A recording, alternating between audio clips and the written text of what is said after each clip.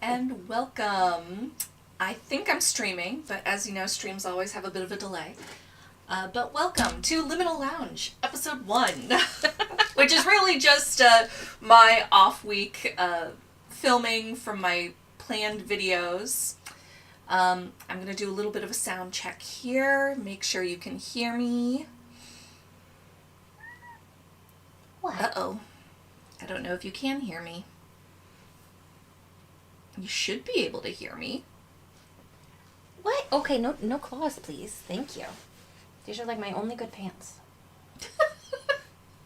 As you're talking to the cat while, okay. Well, I can't help with that. I'm just gonna talk to the cat. He's talking back. Okay. I might have to change the microphone. Let's see. Hello, hello? Hopefully this works.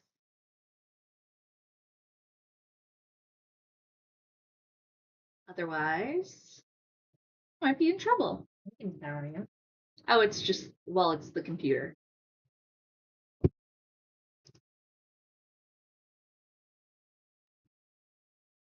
Yeah, we lost somebody.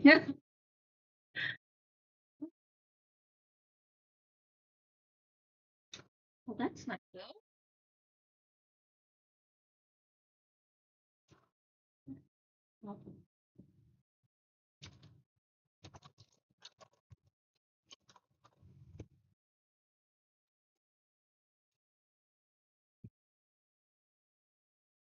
Yeah. I hear ya. Stressful. Hello, hello? How can you tell? Because this is the live stream here. This is what other people are seeing, and we can't hear it. Yes, normally you can hear it. And the one watching now is me. Sure. Makes sense. So that's not great. I do not want that. Okay. You can. Stop it. Oh. All right.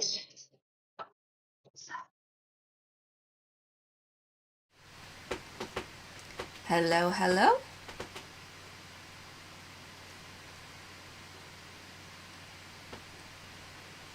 Can you hear me now? Oh, hello. I have a hat. You have a hat? A hat of a cat. You have an Ollie hat. Cat hat. Cat hat. Hello, cat hat. See, this shows how delayed we are because there's no Ollie. Oh, there he is. He appears. He appears.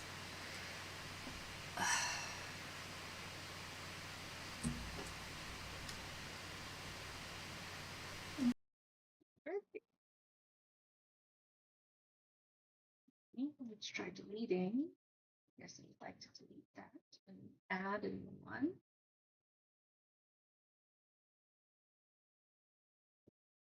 Yeah, there's two. I think now. Someone can. Hi, someone who can't hear us.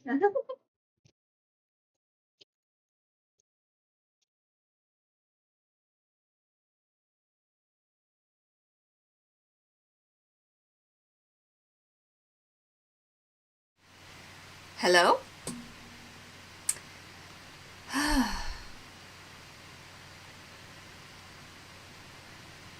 Well, I wish I could know if people can hear us.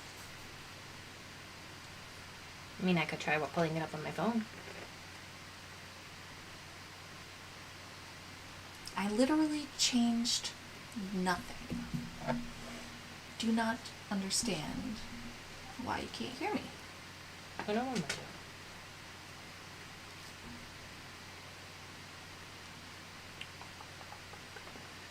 Literati.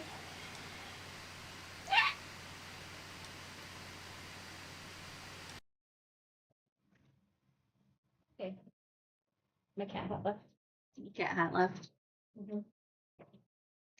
Hello, hello.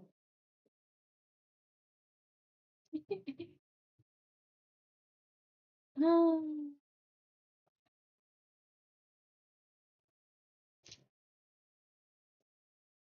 sound. Oh, there's sound? Yeah. Hey! I don't know why I can't hear it on mine. All right. Yeah. Over there. Okay. Excellent.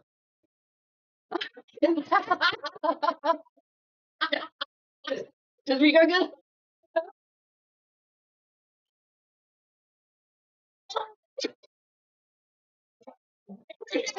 Good.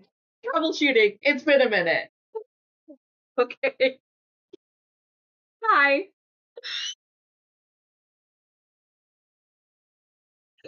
Welcome to Liminal Lounge episode 1. I am here with my sister, Christi. Hello. I think you have been in one of my videos talking, Yes. but you have also been in a couple of my blog. I think at least one blog. Carnegie Hall. Oh, sure. Yeah, I mean, that was a couple years ago. Yeah. But yeah. Yeah, I was there. We did that. Yeah. So sorry, I'm trying to see what's going on. Okay. I don't know. Well, in order to be able to interact with the chat, I need to be able to see it. I think we're live now. I mean, we've been live for a minute. But today we are discussing our best and worst books of 2025 that we read.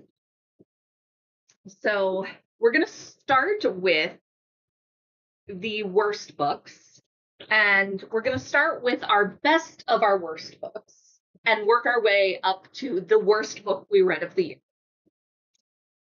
Just as a quick reminder, a 1-star book for me may be a 5-star book for you, and that's okay. Reading is a subjective experience. In fact, I know for a fact that Christi has something on her worst list that's a book that I actually really enjoyed. So on my worst list. it is your worst book, isn't it? My worst book of all year. But so I am gonna ask a couple polls throughout the stream. So right now we have a poll, which matters more in a disappointing book? Is it a bad plot, unlikable characters, poor writing, or it didn't match the hype? So what's your answer for that, Christi? Couple characters. I don't really waste time on people I don't want to read about. That's fair. I would say that's somewhat true for me. Like, I do need a character to root for, but that character doesn't necessarily need to be a likable person. That explains a lot. I mean, so sue me for liking complex, morally ambiguous characters. I have to explain to her one more time why the Phantom of the Opera is not a hero. I never thought the Phantom was a hero. I liked him. I mean, I like the story. Oh, no, Yes, we also have Ollie here. oh, he's gone now. He's gone now. Yeah. Okay. Okay. Cats. For me, I think bad plot is a really big one for me because bad plot covers so many things. It does. It does. I'd say those two are very close to me, honestly. Yeah. But like, I don't care about the plot. If I also don't care about it's both. It's both. But like characters, I think a good character could save an end book, and I don't know that a good plot. A good plot can save me from unlikable characters, right? So like I can have, if the plot has good character arcs, if it's well developed, if it's well paced, I will enjoy that even if the characters aren't likable. Sure. Because I always try to think about what is the author trying to tell. And it's not always a story about someone who's likable, right? Like Villainous by V.E. Schwab, one of my favorite books. And it's about 2 pretty terrible people. I mean, vicious. Yes. ADHD brain. You knew what I meant. I think I know what you mean. I'm sure you guys knew what I I've meant. been borrowing that for like a year. You? Yeah. I guess you do have it. Yeah. It's on my reading card. I don't know how you're gonna feel about it. I might not like it. V. Schwab, very hit or miss for me. We'll talk about that a little bit. Okay. Oh, actually, no. I talked about that in my wrap up because, yeah, that didn't make my top 5, but it was damn close. Oh, yeah? Yeah. Bury the Bones? Yeah, Bury Our Yeah. Bones in the Midnight Soil. I struggled with that one. Yeah, I have it, and I haven't Yeah. read it yet. 'Cause I'm like, I don't know, I'm gonna like this. What saved it was the quality of the writing for me. Because V.E. Schwab just is a very good writer. That's true. You know? True. But this was a case where the plot did not save me from the fact that they were unlikable. Because the plot only shows up in like the last third of the book. Oh, that's the worst. That's like what's something that's missing off your pull though. Yeah. Is like pacing issues. Mm-hmm. Pacing issues for me are death to a book. It's the number one thing I complain about on Storygraph. Like when I'm writing my little reviews, because I always write a review. I don't just answer the questions. I write a little review, but they're like 2 sentences or less. The number one thing that comes up is the pacing was wrong. It's badly paced. I will notice if a story drags really badly in the middle, but it doesn't bother me as much if it takes a while to get going, but it should get going more than the last third of the book. Like all of your plot should not happen in Act 3. Yeah. You know? Anyway, that was a nice little focus. So your best worst book 2025, what was it? What If It's Us by Becky Albertalli and Adam Silver. I know absolutely nothing about this book. Okay, so this book is it's basically just a modern YA queer love story, right? Okay. 2 boys who meet in New York and fall in love. Okay. Right? That's the entirety of the book. And it's not that it was bad. I think what I wrote in my review is it's just not for me. Like it's just I'm 42 years old. Like, you know, I'm older, like and some way I can still do and feel fine. This one was just very young and felt super young to me, but then like they've known each other for 2 months and then they're talking about sex. I'm just like, I don't, and like the connection was only and like I am sure this book is for people, and I'm sure if you're a young queer person right now, that this book is like your love story, you know, your like right person, wrong time, golden ticket kind of thing. It just wasn't for me. Like it was fine. There's a sequel that I'm sure has a happy ending that I am not gonna read because I'm just like, but why? Like this is very predictable. And the characters were like okay. They weren't unlikable, but I don't know that they were straight to like likable. They were, and that's all. But it was a lot for what it was, and also not enough. If that makes sense. Yeah, definitely. Okay. So my best worst book of 2025 was A Sea of Echoes by Misty D. Waters, which this should tell something about it. I know I read this book. I cannot give you a summary. I cannot tell you the characters' names. I know it's a fantasy.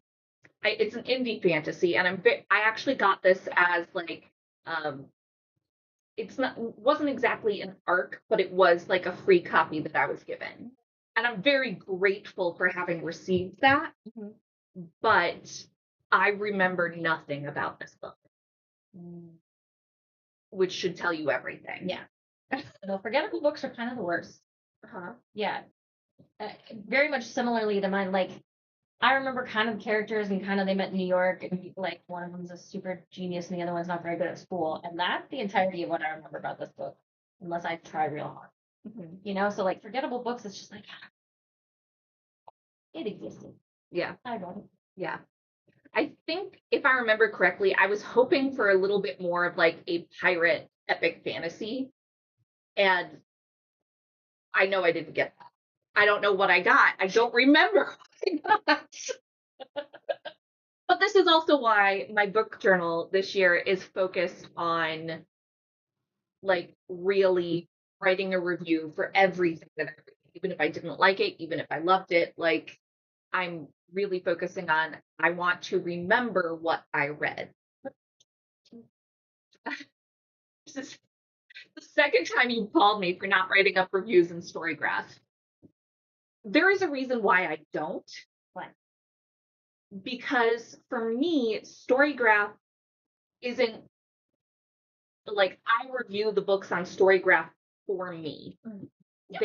It's not like I try to treat Storygraph as like this isn't about me recommending a book or not to other people. Storygraph is just helping me give me data on my reading habits.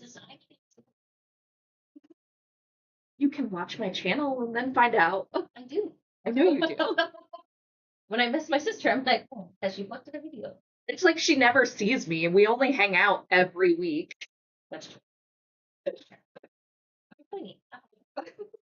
No, I say that like it's a bad. It's not. Okay, so your fourth place for worst book. Yes. Was The Christi Affair by Nina Dobrev. Oh no. Oh. Okay, here's the thing. I'm a really big like Agatha Christie fan. I think Agatha Christie is cool. She had a brain like no one else's, right? And if you're gonna write historical fiction that involves this actually very well documented thing that happened to her, where she just disappeared for a decent chunk of time, like if you're going to write about that, then make her interesting. Make her be an interesting character. She was so boring. No. She was like, I mean, a curse because it was like basic white, but you know what I mean? Like You can swear a little bit. it's white beat. Like she was Okay. just like very like just so cookie cutter. Like how would this character have written those books and kind of I know she didn't create the mystery genre, but she certainly like brought it into the modern age to some extent. You know? And so like and like the entire like twist in the book really kind of hinges on a complete coincidence. Now, another one of my worst books is like a thriller kind of adjacent book, and this is also like a thriller adjacent book. So it's possible this genre just isn't for me. I need to read more in the genre before I really know for sure. But like, I didn't love that like the major like dramatic turn of the book rested entirely on a coincidence. And I'm super psyched for this because, like, again, love that. And I kept reading it because I was like, maybe there will be something here. Maybe. And it's not that it wasn't a sympathetic story. It was very sympathetic. Like I can actually recite whole parts of this plot. I still don't find it believable. Yeah. And we don't actually know what happened to Christy during that time that she disappeared. I mean, the facts are that she disappeared for a decent chunk of time, and it did coincide with like her husband breaking up with her, and possibly being in there. I don't know for sure about that one. So like we know that much. She probably just went somewhere to like deal with her shit, you know. But like she just never spoke about it, and like there was a decent amount of like mystery around it. And I think she just used it to then hype her up, you know. Yeah.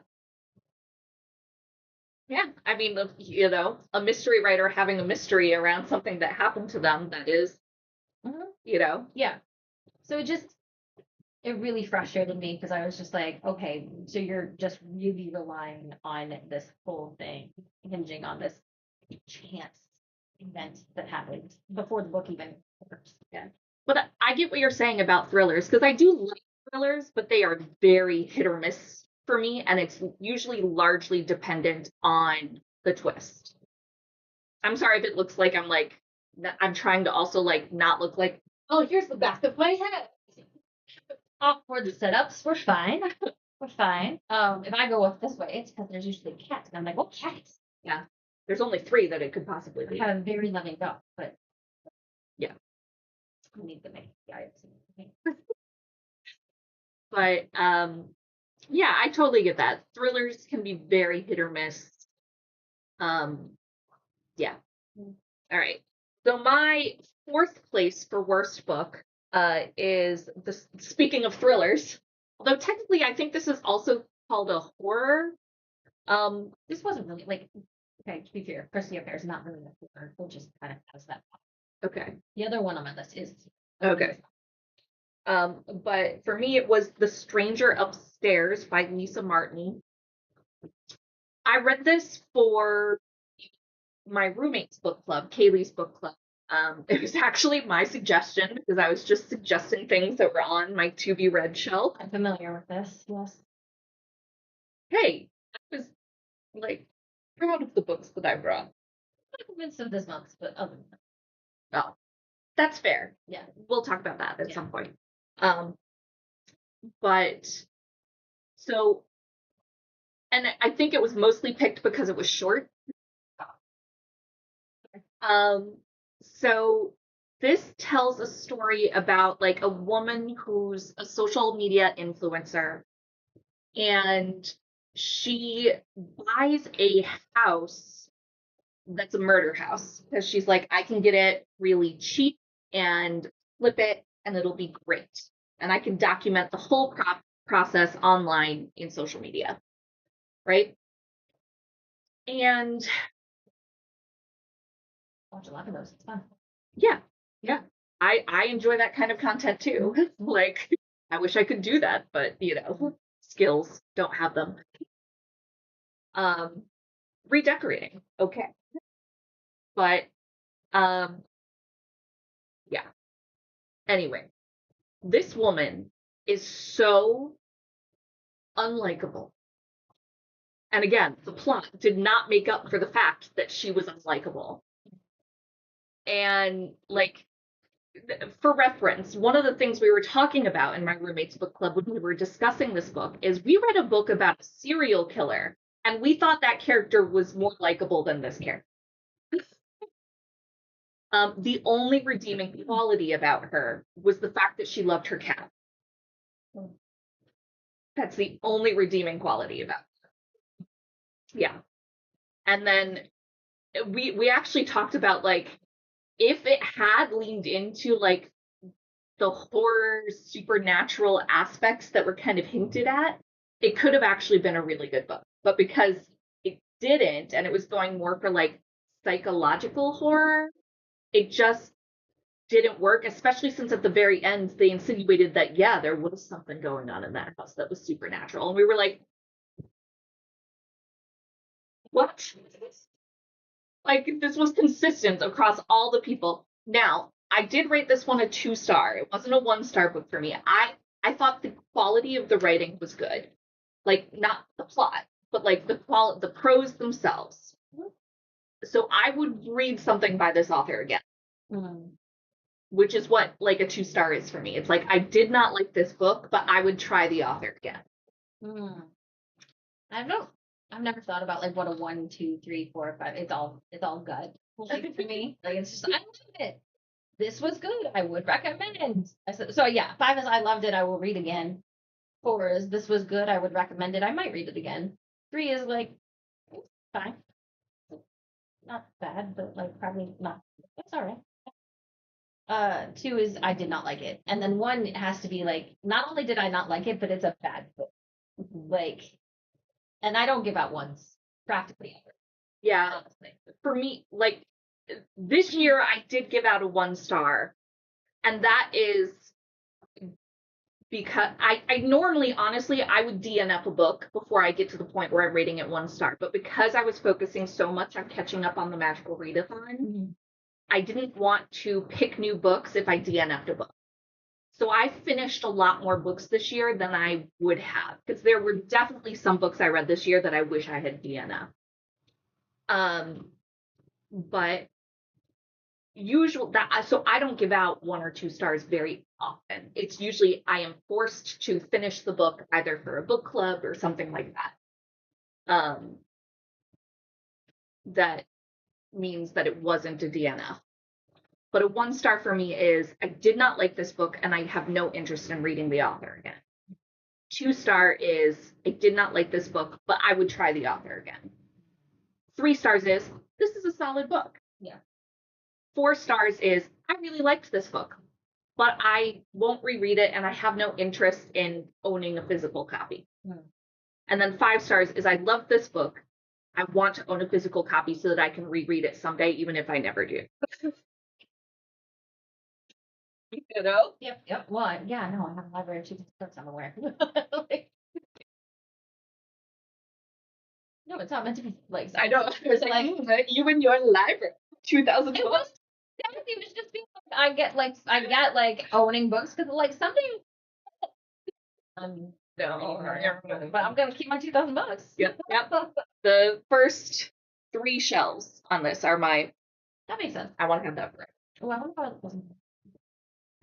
We'll talk about that. Okay. All right. So your middle of the road worst book. Dark and Drowning Tide by Allison Safts. Yeah, I'm not surprised. Hey, at least it's not the worst, even though I know that. So, context for this one: A Dark and Drowning Tide was one of my. We are in a book club with, Jennifer, who you've seen on my channel a couple times, who I call my sister-in-law, and a couple like family friends, and this was one of we each get to like suggest 2 books for the year. This was one of mine, and it did not go over well. I was the person who liked it the most, but even for me, it was like a low 3 star. Give it 2, and that's only because I'm nice. It was okay. Number one, the cover did not help it. I'm sorry. Those are 2 identical people, but one has blonde hair and one has dark hair. They are identical, and why anyone would like why is that attractive? No, it's just creepy. It's creepy. I didn't like it. And Do you then want to give a quick like what is the book about? okay, so it's like dark academia with fantasy, and it tries to sell itself as like murder on a boat. And yes, there's a murder on a boat, but like you're actually not on the boat very much at all. Just FYI, like you're practically not at all on the boat. I love like if it had been like a closed door murder situation, maybe, but no, this was not. This was like a murder happened, and pretty clear like that's not really the point of the book actually at all. Like there's this whole other thing going on, and then they like travel all around pretty aimlessly and like also kind of dumb lucky. And it was a lot. It was a lot for no good reason. And like the best part is the one thing, like goblin thing who wants coffee. Like The red caps. the characters are so unlikable, like so deeply unlikable. Like, and they're like deep seated hatred want to fuck you. And it doesn't help that I'm not good with like I don't love like enemies to lovers anyway. It's kind of my To be fair, they weren't enemies to lovers. They were rivals to lovers. yeah. But like general the tie between animosity and I want to screw your brains out for me is not. Um and I get like the whole like, passions and blah blah. It's just not for me. It's not for me. And I didn't think that the plot made a ton of sense. The characters were all awful and sort of blended together. And the plot was kind of predictable. Like I figured out who did it pretty early on. And so I was just waiting it for it to be done. You know? I will say, I do think the strength of that book is the world building. I was fascinated by the world.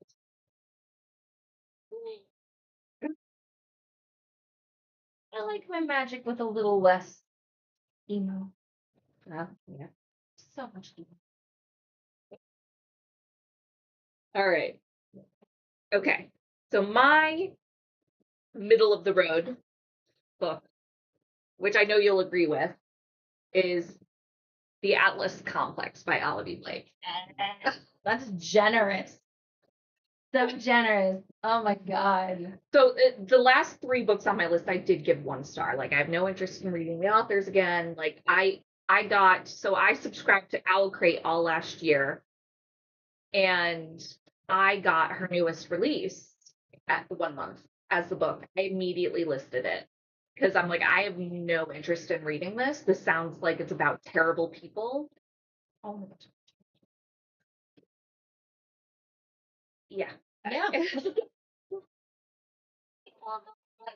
Maybe the one guy who died. Spoilers. Name. But so this was the third book. If you're not familiar with it, it's the third book in the Atlas 6 series. I gave Atlas 6 4 stars. In retrospect, I think if I read it again, I feel like I'm much pickier about books now than I was when I initially read that. So I think the first book would probably be 3 stars for me. I was intrigued. I was like trying to get to know all the characters. I found the competition aspect interesting. I love a good competition. But and part of the reason it wasn't like higher for me at the time was because I listened to the audiobook, and one of the problems I had with the audiobook is I both liked it and hated it. They had different narrators for each of the point of view.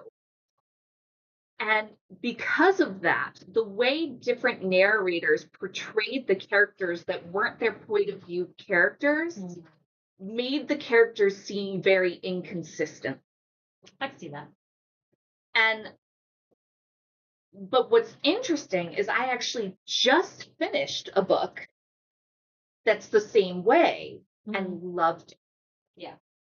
So it's not necessarily format. Yeah, I don't know if it was the narrators themselves but yeah, that was a problem for me when I listened to it. But it was nice to like hear this new one. Spoilers alert, was Six of Crows by Lee Bardugo. Nice. I love that book so much. No, I'm very. It's on my list this year. Well, one of the goals that I'm doing this year is I'm focusing on some of my favorite author lists. That's nice. You've been making yourself read a lot of crap. Just a little bit, yeah. Yeah. The sad news is I did have to like re-get Audible to listen to it. Okay. Because it's an Audible exclusive. So I'm sad.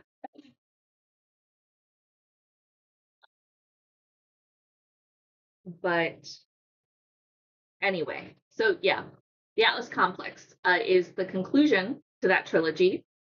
And I hated everything about how the story ended. Every single thing. I hated the whole thing from beginning to end. Like, I've read the first book and was like, absolutely not, never reading this author again. So after you read the first one, we're told you about your opinions. You know, maybe I'm too influenced by your opinions. I don't know. But like, I listened to the second one and I was like, oh no, she's kind of right. It's like that happens with How I Met Your Mother, where like when someone points out something bad, then you can't unsee it or know it. Well, the same thing happened with Twilight. Oh yeah. Because I read Twilight initially and liked it. I mean, I don't think it was as hype, like deserved the hype that it got. Sure. But I did enjoy it. Like I enjoyed the process of reading it. And then you came in and told me all of the things, and I was like, yeah, you're kind of right. No. A second book is just, a man leaves and the next 3 pages are September. October. Made me so angry. Obviously, a woman only has a life in her monologue when, there's a man around. Yeah. When does she start having writing again? Oh, when Jacob shows up.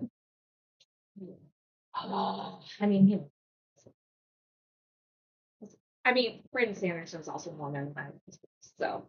I've only read a couple. I've only read a couple, but every single one I've read has been a 4 or 5 star. That's fair. No, there are plenty of Mormons who write. But, there's definitely an undercurrent of misogyny in certain faith systems, not just Mormonism. Any faith system, My sister went to seminary, in case you didn't know. I relate things to random belief structures. Sorry. Okay. So, your runner-up for worst book of the year. The Guest List by Lucy Foley. Again, I know nothing about this book. This is a thriller. This is the thriller that I Okay. was mentioned. This is an actual thriller. I've heard of Lucy Foley before, but I've never read any of her books. This was Christy's trying different genres. Christy will try a thriller. Oh God, I hated it so much.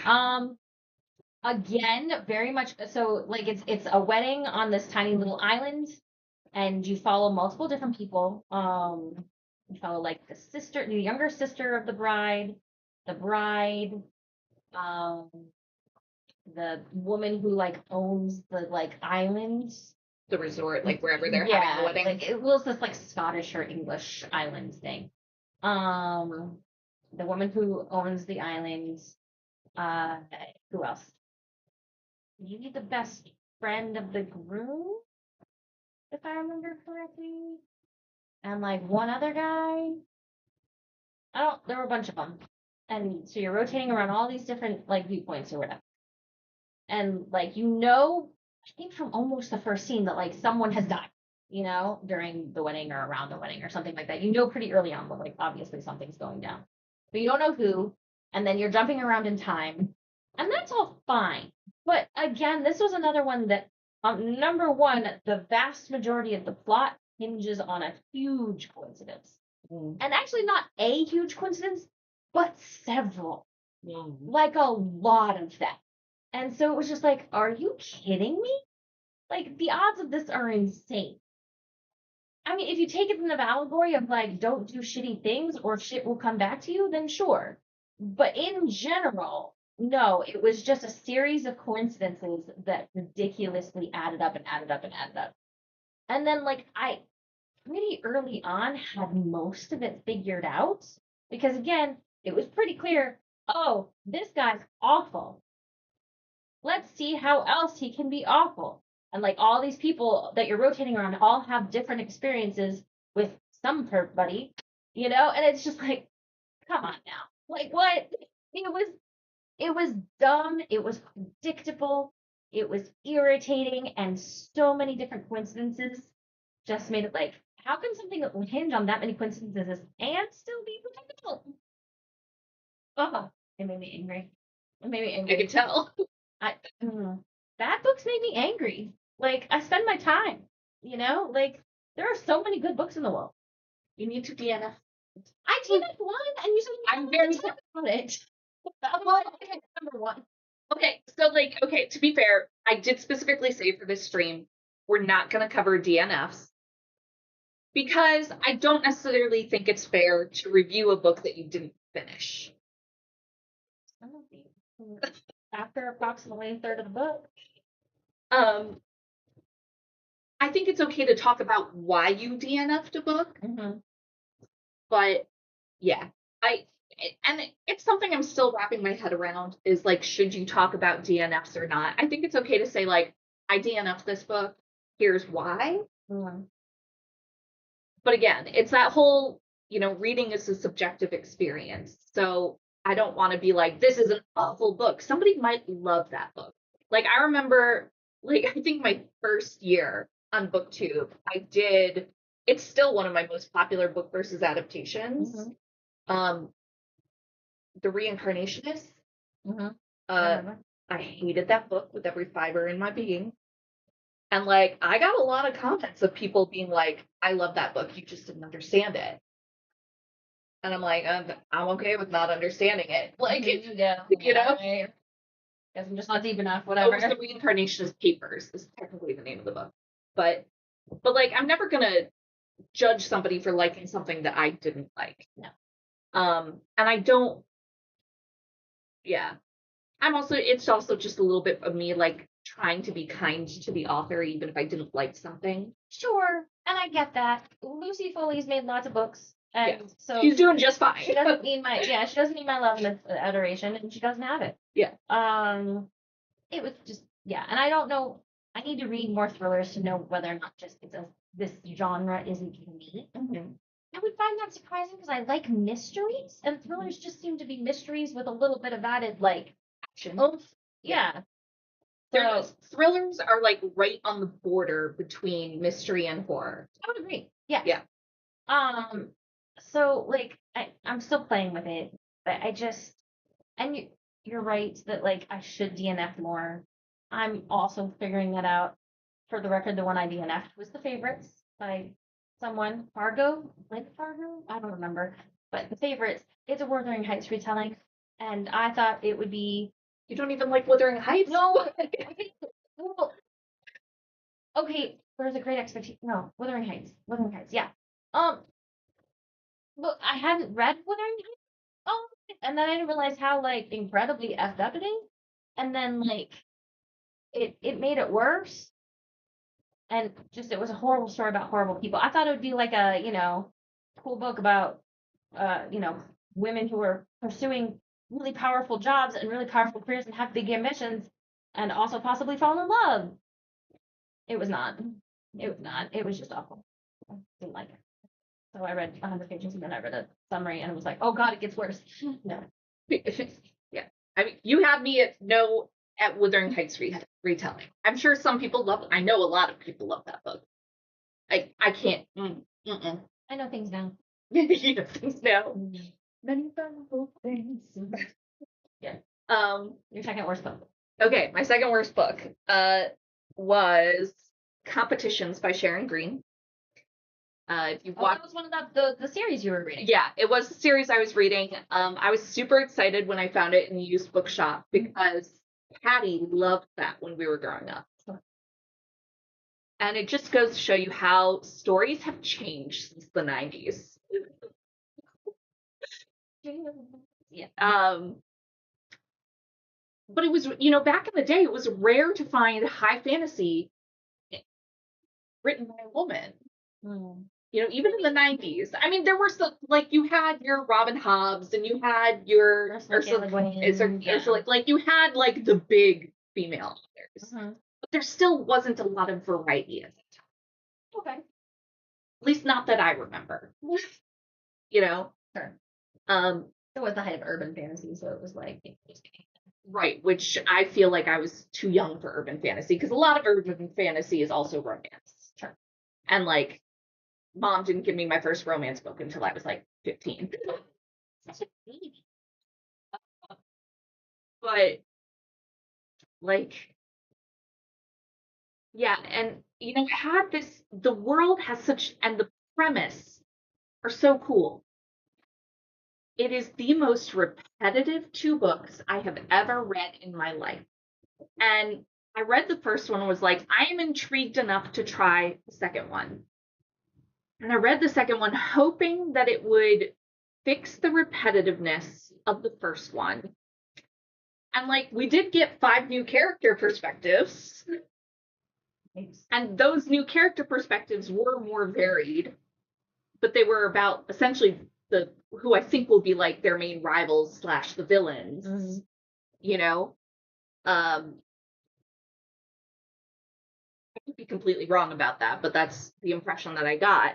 And then when we went back to our main protagonists from the first book, it was again, you get the same chapter 5 times with only tiny details that are different. Oh my God. Oh. And I'm just like, this is a case where telling is okay. Because show me the most important one of those scenes. Yep. And then have them have a conversation about what happened in the other 4 scenes. Yeah. That would have been a much better book. Because I like the characters. Like, the characters are interesting. There were some like problematic relationship things. And to be fair, for the 90s, I think she was writing fairly progressively. But there were still some things that I'm like, reading in a modern context, I was like, this is a product of its time. Yeah. So after that, I decided to DNF the series. And I have no regrets. Because I had the first 4 books, and there are 6 or 8. And I was like, I can't sit through 6 more books of this. Yeah. Okay. The worst of the worst. The worst of the worst. Yeah. Which might be a book you love, and that's fine. Book she likes. It is a book that I like. It was a 3-star, I think. What was it? Ariadne by Jennifer Saint. No, that was a 5-star book. Here's where I land on it. It's not that it was badly written. It was actually very well written. It's not that it was boring, though it did get boring at parts. It's that at the end of the day, it's just the myth of Ariadne. They didn't change anything. They didn't really deepen anything. It's just the normal myth. You could have just been reading it from, like, one of the ancient Greeks, and it would have been exactly the same. I don't need a whole novel to tell me that the ancient Greeks' perspective on women and men sucked. Turns out, like, I knew that already. And it turns out that all the myths already told me that. I didn't need 300 to 400 pages of, you know what, it really sucked in ancient Greece, being a woman. Yeah. You know what really sucked until about 50 years ago? Being a woman. Plus her, like, she's very sweet and dumb. The main character, like, Ariadne. yeah, she's very sweet but kind of dumb. So, like, between those two things, it was just like ultimately uninspiring, and like I really, really ready for like putting a new spin on. I love Greek myths. We used to play a whole child game based on the Greek myths. Like, I've thought about writing my own series based on Greek myths. Like, love old mythology. I went to seminary because I like belief systems and how people process meanings of the universe and how they tell stories. Myths and fairy tales and religion, they're all really interesting ways of processing the world around you. This didn't do anything. This was just a just Yeah, so I did well, no, because I gave it to you, so it couldn't have been a 5-star. So it must have been a 4-star for me. It would have been a 3 or a 4-star because I wouldn't have kept it if it were. I would have kept it if it were a 5-star.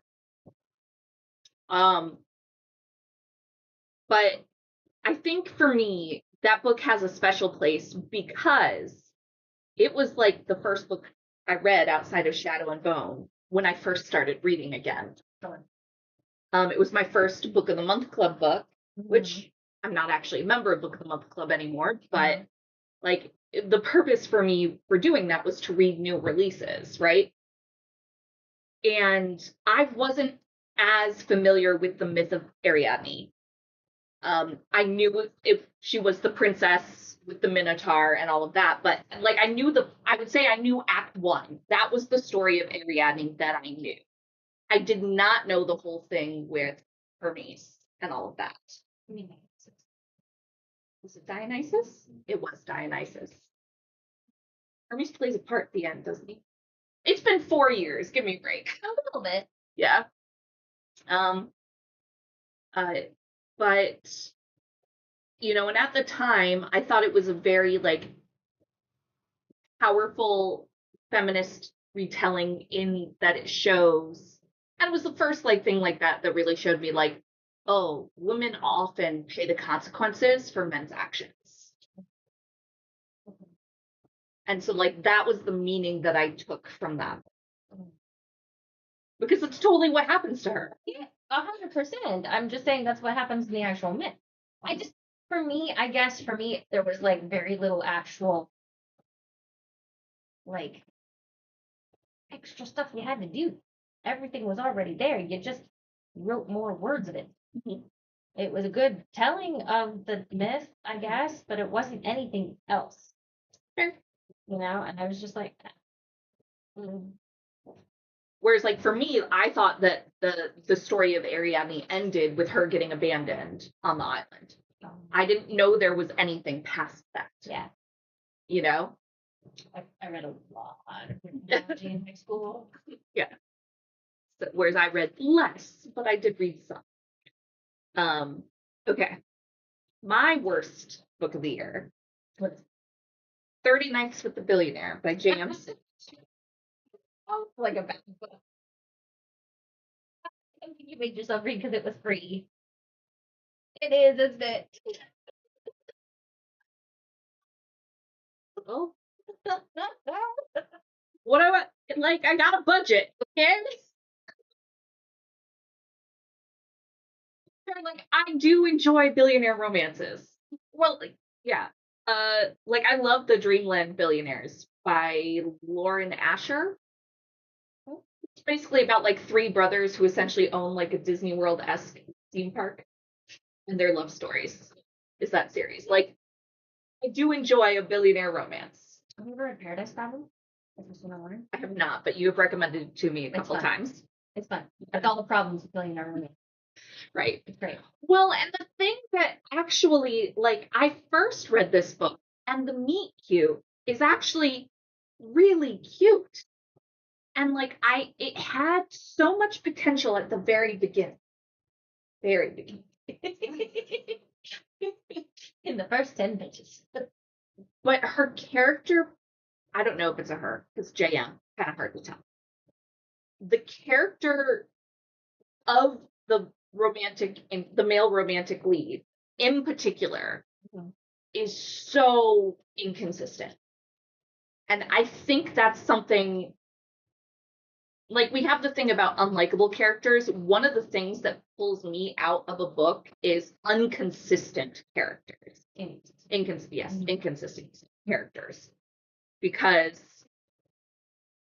I want, like, one of my favorite things about reading is trying to figure out why a character does something without being told why they do something. Like, I want to understand the character's psyche, you know? And this was like, I realize all romance in some aspect is just a fantasy, right? You know? But this was like, I am going to change this male character's portrayal to fit the scene that I want to tell for the fantasy. You know? Yeah. So, like, in the beginning, I'm like, oh, this guy is, like, really cute and sweet. And then they brought in, like, the alphaness, and I was like, but it would go back and forth between the alpha and the super sweet. And, like, it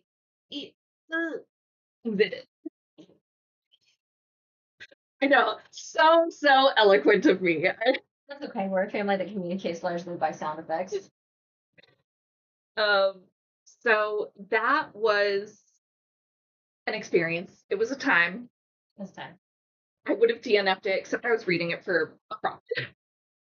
And I'm actually really, really glad that I am caught up pretty much with the Magical Readathon. That's great. Because now I can, like, I still stick to a TBR, but now I feel like more free to DNF this year. And that's actually one of my goals, is to DNF more books this year. I've already failed at that. Well, you can't already fail. It's only January. No, Oh, you mean like you're reading a book that you kind of want to DNF? No, I finished a book I kind of wanted to DNF.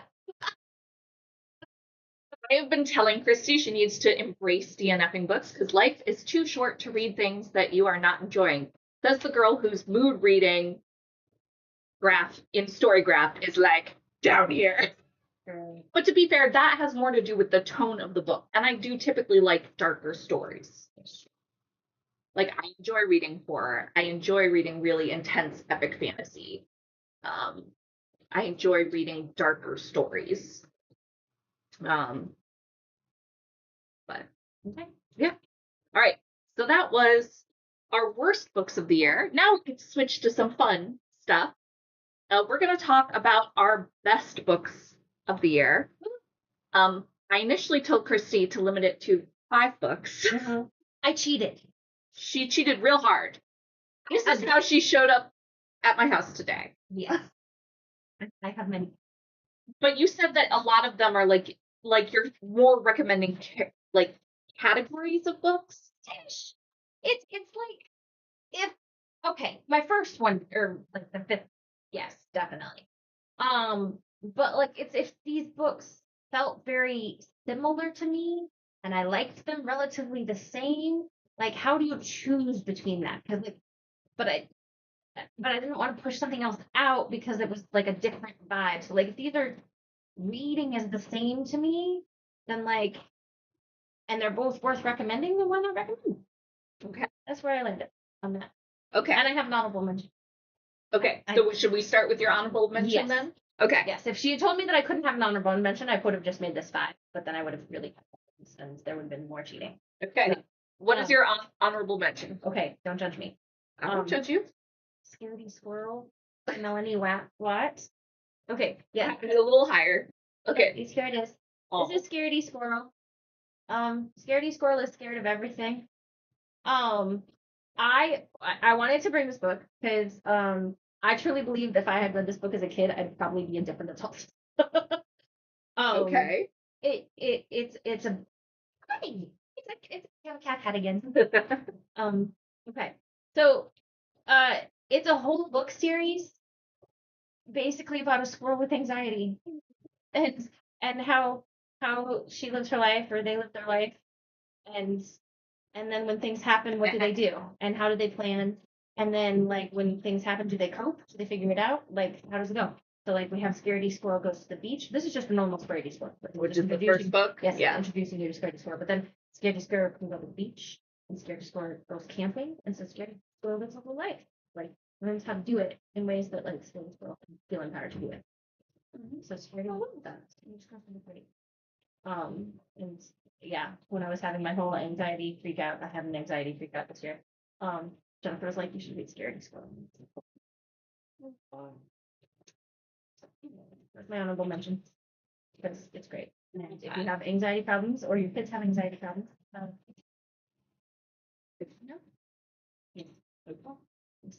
I don't have a runner-up, so why don't we just go to your worst best book?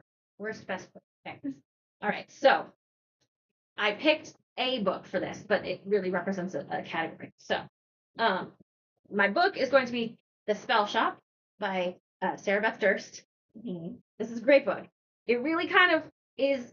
It's my favorite of this genre, but I read a ton of this genre, which is kind of the cozy fantasy genre, and I liked them all. And I 5-starred a bunch of them, so I had a hard time picking. So like this is my first one, but like also the entire Half a Soul series, mostly the first one, but the entire Half a Soul series, excellent, 5 stars. Also the entire Emily Wilde series, particularly the third one, which I find very excellent, is really good. And then also, obviously, the Bookshops and Bone Dust and the Travis Baldry. Yeah, I like the second one of those better. But both are good. But I think the Spell Shop is probably my favorite. I mean, it starts in a bookstore and ends in a bakery, and there's a guy who takes care of mer horses, and like and there's a lovely quirky little island with their quirky little island life and a talking plant. It was basically created in the lab for me to pick it. I enjoyed that one a lot as well. I read it for my Dungeon Run book club. I like it, and I have the sequel. I haven't read it yet, but I'm very excited about it, and I'll probably pre-order it when it's time. Yeah, I gave the first one a solid 4 stars. It wasn't quite a 5-star book, but it was like right on the edge there for me. Yeah, but cozy fantasy is just kind of my jam. Oh, I don't know when I don't know what to read. I read cozy fantasy. I like it. I find it comforting. Whereas I'm a person, I tend to like political fantasy. I kind of have one of those. We'll talk about it. Yeah. All right. So my worst best book of the year. I need to get my list here. Sorry. I'm gonna switch. I don't have a physical copy to show, so I'm gonna put it on the screen here. Death's Kiss by M.M. Reeves.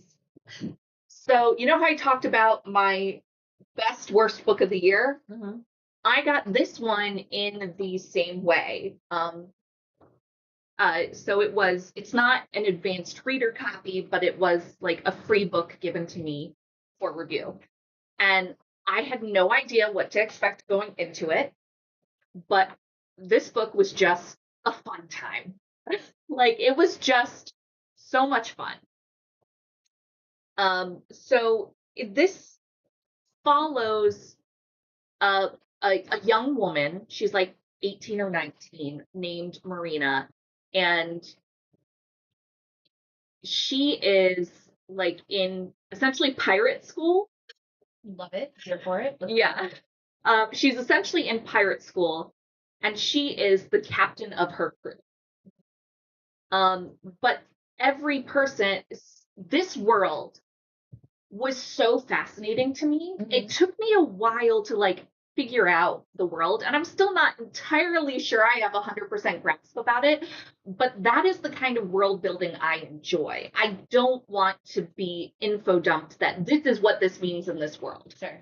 I want to be like, this is a thing that's in this world, and then like you kind of interpret your own meaning behind that and what that means. But this world had like, it's a mix of Gideon the Ninth.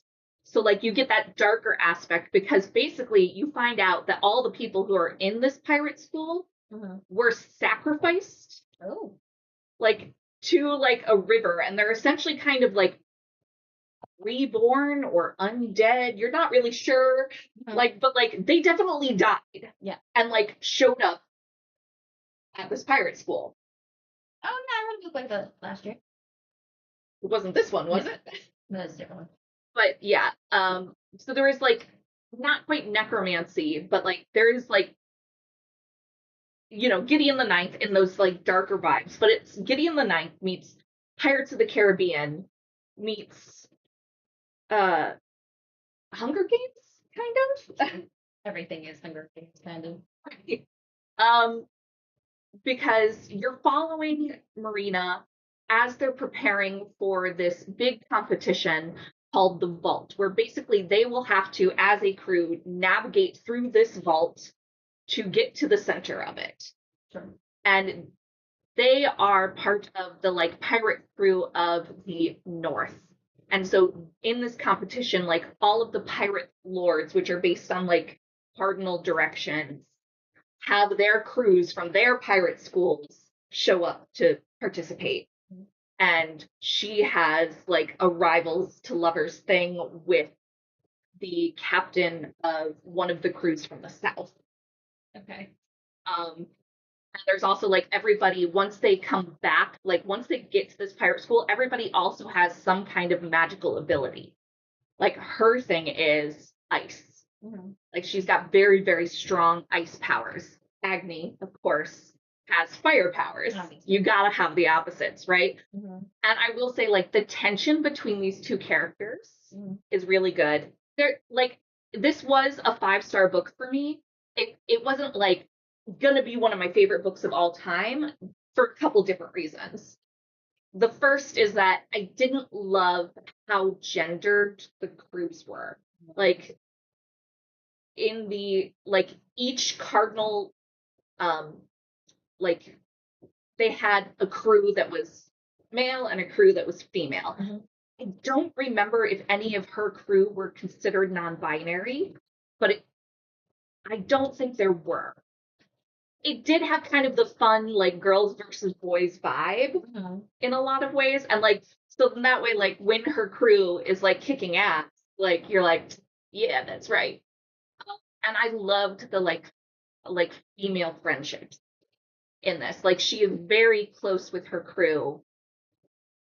And I did love that aspect of it. But I do wish that had been a little less gendered in that way. And the other thing, I mean, what romance we get is pretty hot. Like I'm not gonna lie. They don't it's definitely I don't think they sleep together in the first book, if I'm remembering correctly.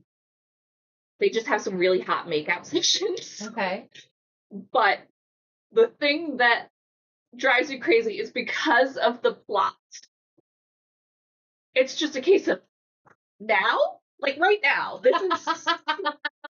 This is when you're gonna decide to do this. This seems like really bad timing, but then at the same time, when else?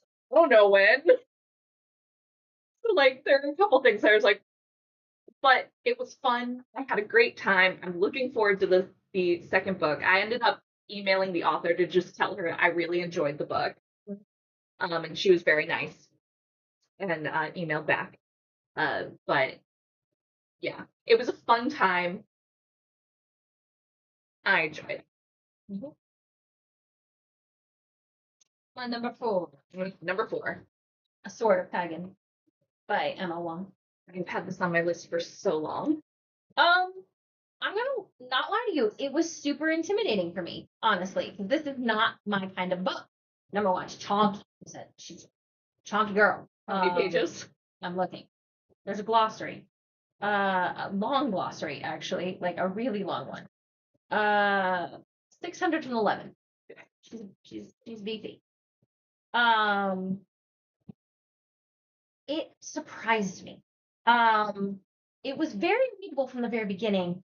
You're following this 14-year-old boy and his mom, and those are your two viewpoints from the very beginning. And he's incredibly likable from the get-go, like super likable. She's not actually, but you get there and you start to understand more and see more of her. And then like things happen. This is what I meant by political fantasy. Like this is really interesting because it's not what you would necessarily classify as a magical world, except it is incredibly magical. It's like everyone has powers to some extent. And like the stronger your powers are, you're probably from like some kind of noble ruling class. There's really interesting discussions here without being direct discussions, but really interesting discussions about duty, about honor, about like your duty to your family, about your duty to like your choices that you make, and like your duty to yourself. There's also really interesting conversations here about like feminism and what that looks like. And does that only mean this, or can it mean doing something that would not necessarily be super feminist by some standards, but because it's what you choose, you know? And like, it's really fascinating. And like, it starts off kind of slow, and then you get to like a very big event, and you realize you're only halfway through the book. Like, the major huge thing that happens is only halfway. There's a whole nother part of the book. And you're just like, what do we do? What's gonna happen? Did that really just happen? What? Like what? And I was not prepared. But still really enjoyed it. And found it worthwhile. I hope that she writes more in this. Like I know some of her other books kind of happen in the same world. But like I would read so many more things in this world and by this author. I really enjoyed it. I gave it also to James. James is my child, my oldest, and is 17, and they loved it as well. So yeah, it was really I've heard interesting. amazing things about it. Like it was when I first started getting into booktube and book 10. It was the book that was like I was hearing in every single video. Yeah. I am just scared of big books. I just finished my first really big book in a while, like this week. I read The Blade Itself by Joe Abercrombie. Yeah, no, I tend to be scared as well, but wasn't as hard to read as I thought. The audiobook, I did actually switch to the audiobook after a while because I was doing a bunch of things at once and I had a long drive. And I switched to the audiobook and was very well done as well. Nice. So, would highly recommend. Awesome. Yeah. All right. My fourth place book of 2025 was, I also don't have a physical copy of it, so I'm going to show it on screen here, is The Last Hour Between Worlds by Melissa Caruso. I honestly had no idea what I was getting into when I started this book. And I kind of love that. Because I hadn't, like, this wasn't a book I had heard a lot about on social media. I got it as a Book of the Month club book. And I absolutely love this book. And in fact, so Donnie got me the second book as nice. part of my Christmas present. Yes, I put that on the list. But this follows Em, who this is a fantasy world where we know that different planes of existence exist. And it's based on the presence that like where our heroine lives is like the top layer. And the further down you go, the more dangerous each layer gets. right? Like that's how that multiverse is kind of set up. And Kiva is a hound, but she has been out on maternity leave. So this is also fun because it's not your typical like female fantasy protagonist. This is a woman who's like in her 30s. She's just had a baby. It's like this world's version of New Year's Eve. I think they even maybe call it New Year's Eve just for, I tend to think of fantasy as work in translation. But it it's New Year's Eve, and her sister convinces her to leave the baby with the sister so she can go to this New Year's Eve party. Mm-hmm. And while she's there, she runs into Rika, who is a cat. So there are like different organizations. Chem is a hound, which are essentially cops, but specifically they try to find lost things and people. Like she can travel. What's unique about Chem is she can travel to the different layers to find things, and she's very good at her job.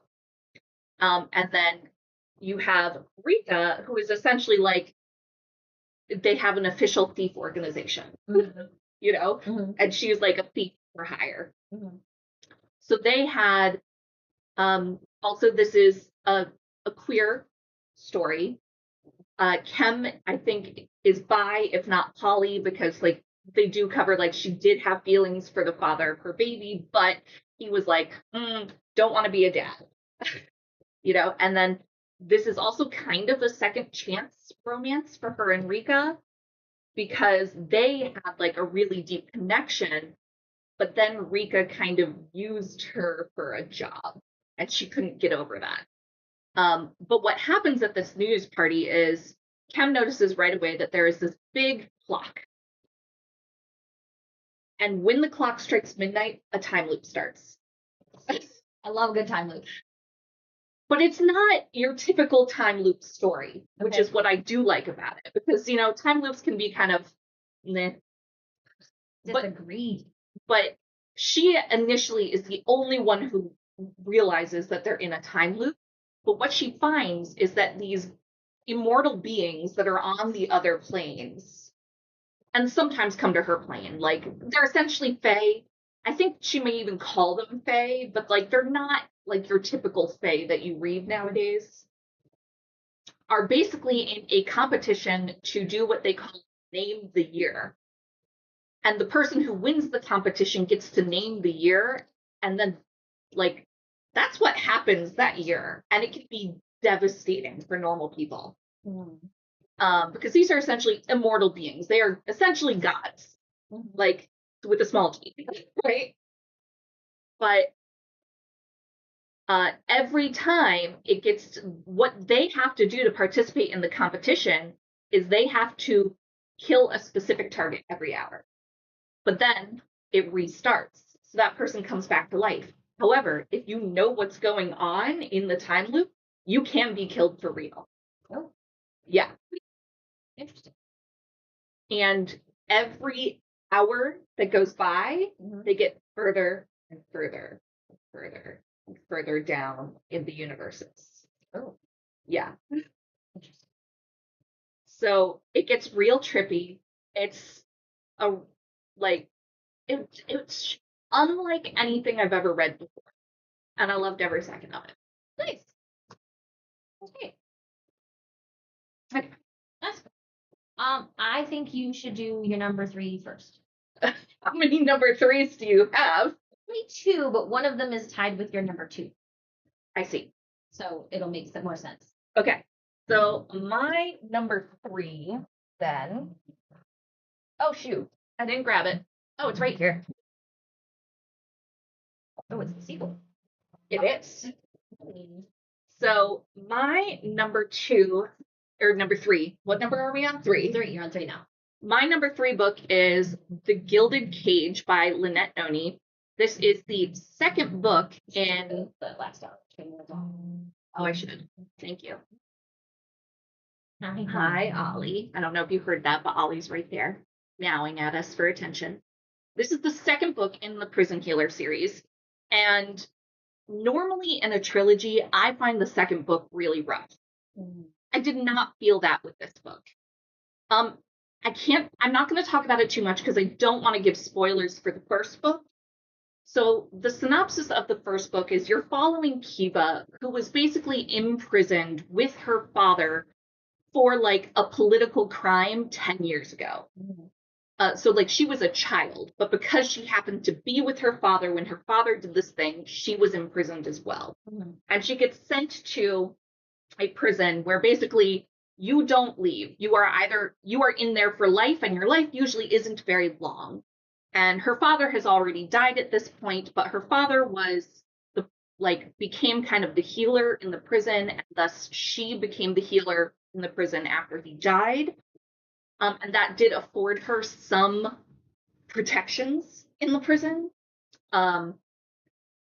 But basically what happens is they were arrested because there is a rebel princess who has been trying to overthrow the royal family.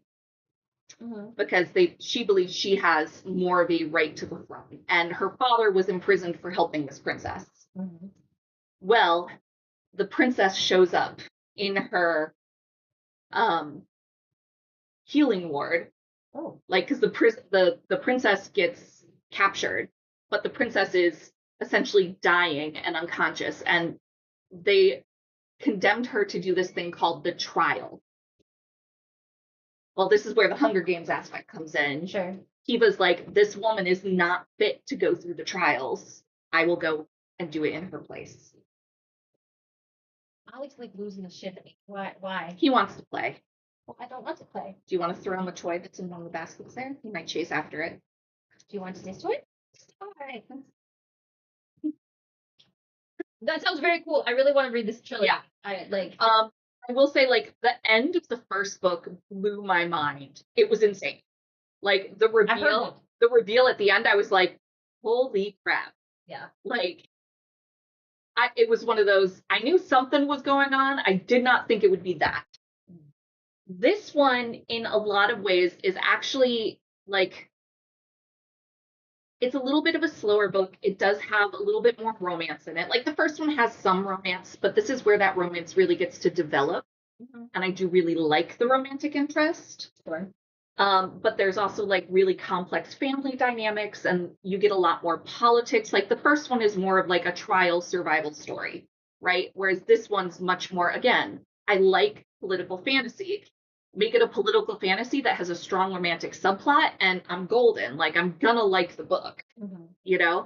And the reason I picked this one as my favorite, even though the third book is also very satisfying, and it's a very satisfying end to the series, is this did not have second book slump in a trilogy, which can be really, really difficult to pull off, because usually the second book is like the midpoint of the arc of the trilogy, and that can be real rough. What's the two towers where you just want to jump off one of those pointy cliffs they keep? Say you. I say as my hair is coming out of its pins. That's fine. Yeah. So the Gilded Cage. Very cool. Okay. So my number 3 is a tie. And I know that it's a tie for your number 2. So, okay. So my first one is Just Last Night with Mari McFarlane. I think that's what I'm saying. Is the first one. And then the second one, which is also your number 2. Sorry for spoilers. Do you want me to do it? You want to do it? You can do it. Okay. The Wedding People by Alice Espa. Espa. Great. Okay. These 2 books are both very good. They are tied because they have similar vibes. Again, they're both about kind of like serious things. And not the same serious thing, different serious things. Trying to be like, watch Not to give spoilers. Yeah. But like they have a smaller forecast surrounding a very serious thing, surrounding major life events. And like and there might be other people around or like that show up, but mostly it's a small forecast and the interactions between them and the conversations between them and how like coming across the right people at the right time can really divert the course of one's life and really change your perspective on things. And I really appreciated both of them for like just diving into some like very serious world life issues that people have and handle and go through. And like diving into them, but also like showing how you can navigate through that, possibly, like it's just interesting. They're both just really interesting books, honestly. And that's more than I want to, as much as I want to say without spoiling anything. Yeah. Fair. So yeah. Spoiling my number 2 pick of the year was The Wedding People. Oh, I should switch again. I still have the last hour between where. No, I don't. No, Okay, just you kidding. turned it off. Yeah. I did. It's just It's over. just like Yeah. So The Wedding People by Alison Esbach. In fact, I told you to read this one. Yeah. So hey, I recommended something you actually like. That's true. That's true. And actually, I was reading it pretty close. Like you finished it, and I started. You started it like a close. couple weeks after, maybe. Yeah. But this book, I was not like I honestly went into it going, I'm not sure how I'm gonna like it. Same. Um, Like generally, literary fiction is not my vibe. Yeah. So like the fact, and that's like these are both lit fit books, and like generally it's not my thing. Yeah. I need some genre in my fiction. Yeah. Usually, but these were both great. Yeah. And this one, I will say, of course, please pay attention to trigger warnings before you read it. Yeah. Because the beginning is brutal. Same actually with this. Yeah. You want some triggers. Yeah. Trigger warning. Yeah. So pay attention to trigger warnings. But one of the things that I loved about this is, again, like just like you were saying, like it is a story about meeting the right people at the right times, and not like in a romantic way, but Not just like necessarily. how knowing certain people can change the course of your life. Yeah. This is very much that. And it would be unbearably bleak if it weren't for the fact that it's also slightly absurd. Yeah. Like some crazy, insane things happen Yeah. in this that give it just enough levity Yes. to really be able to tell you, like, to be able to handle the darker themes of the story. Because this book, I think in particular, is really the thorough theme between all of the different storylines and what all the different characters are going through is grief. Yeah. So like it is a story about grief and like how you deal with grief, and how the people in your life can affect your journey there. Yeah.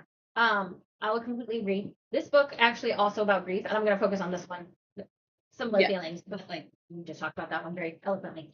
This one also very much about grief. A little bit more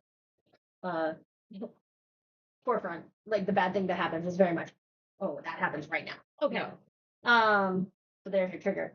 But yeah, and the way they talk about relationships, the way they examine relationships and that relationships form. What I really appreciated about this is like, and why it like seems similar to me, is like it's also not taking certain relationships for granted in like that's what this relationship is. Like the wedding people, like you're at a wedding, so theoretically you know what these relationships are, and you know like all of the kind of precepts. But it turns out you really don't. It turns out that there's lots of other reasons for that, right? Mm-hmm. And this is very similar in like the main character has like her core group of best friends, like 3 best friends in the world. And like, and she kind of has a different relationship with each of them.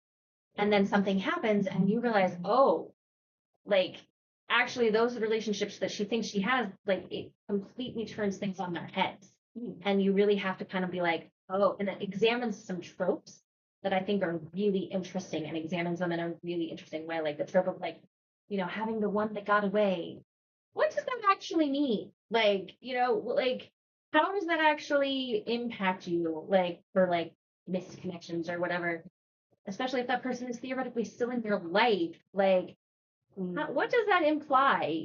And like pulling it apart and not being super romantic about it, but being very practical about it. Yeah. And I think it was just really interesting. They had very similar vibes to me, and like yeah, a lot of my ties are because like these are vibes for a reason.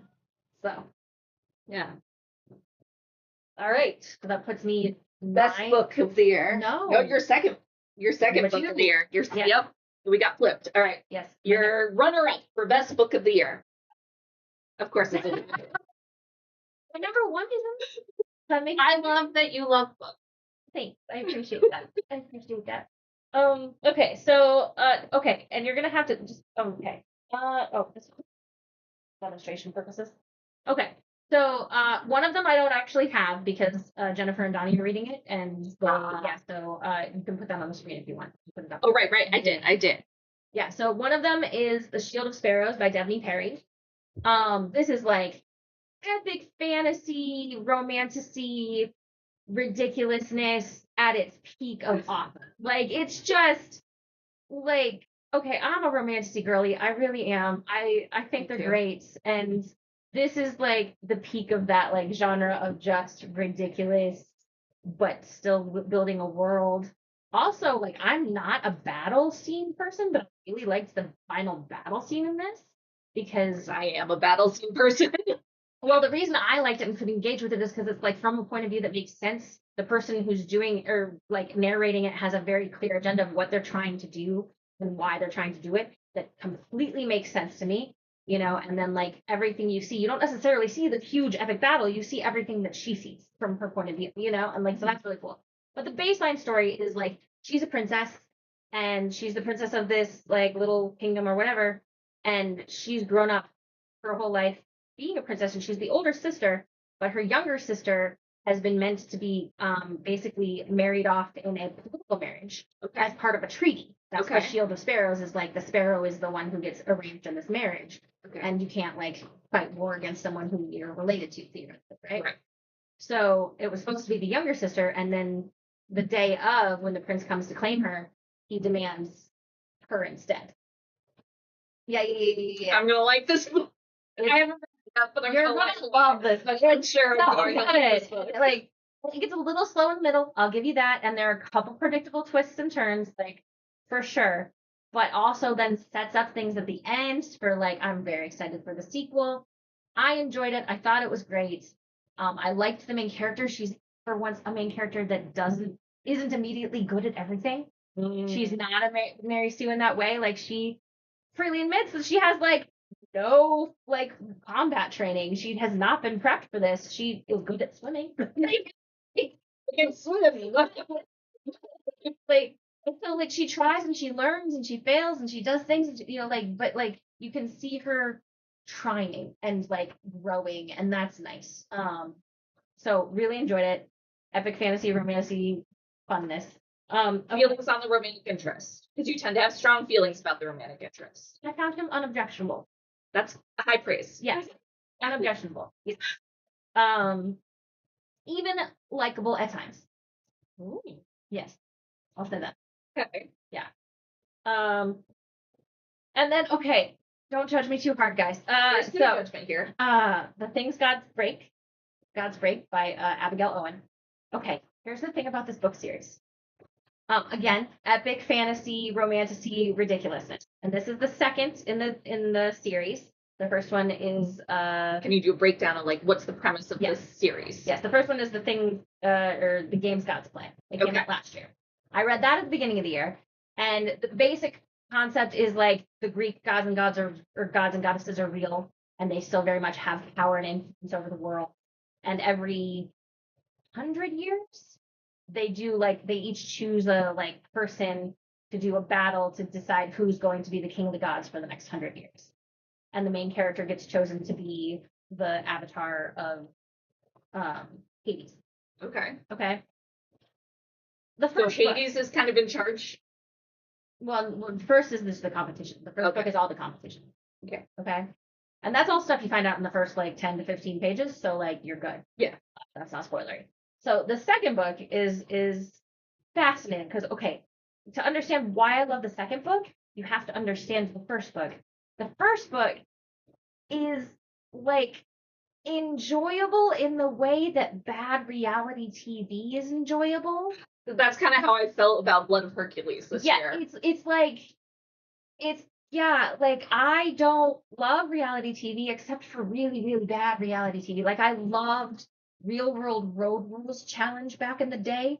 Did I watch Real World? No. Did I watch Road Rules? No. Did I watch the challenge? Yes, I did. Why? Because it was pretty people doing stupid things for fun, and I thought it was great. So this is what you assume are pretty people doing wild things. I will say some of the best, like crazy tests I've ever read. Like I really enjoyed the tests in the book. Okay. It has some of the worst romantic cliches.